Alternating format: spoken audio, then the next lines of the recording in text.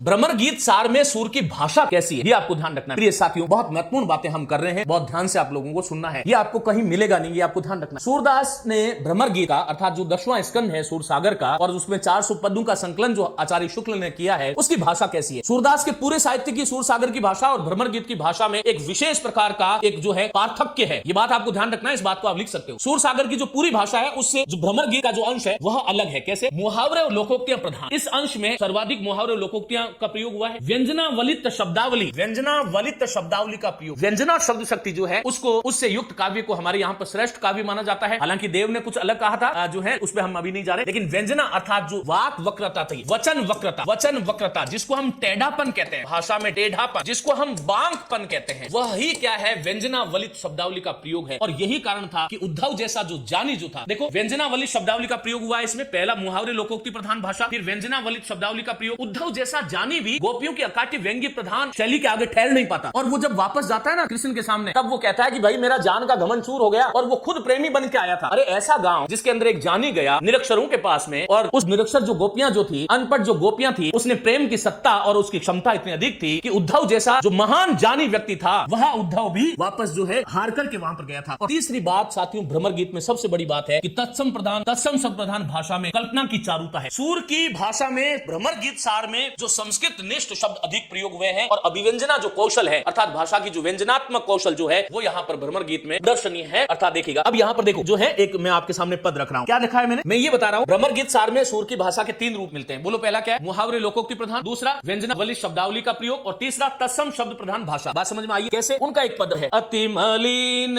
वृषभानु कुमारी। मेरे साथ बोलिएगा आप लोग, अति मलिन वृषभानु कुमारी, हरि सम जल अंतर तनु भीजेता, हरि सम जल अंतर तनु भीजेता, लालच ने धुआवती सारी, अति मलिन वृषभानु कुमारी। वो कहते हैं कि बहुत मलिन हो गई है। देखो मलिन तत्सम है, अति तत्सम है। वृषभानु, ये वृषभानु राधा के पिता है, ये आपको ध्यान रखना है। वृषभानु कुमारी जो है वो अति मलिन हो गई है। किससे? हरि सम जल अंतर तनु भीजेता।